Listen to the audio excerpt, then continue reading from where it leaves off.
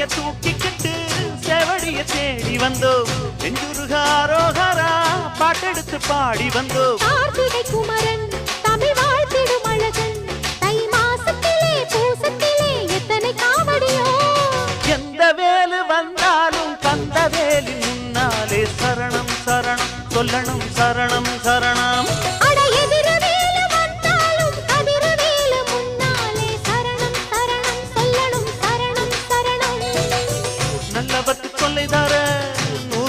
வந்தாலும்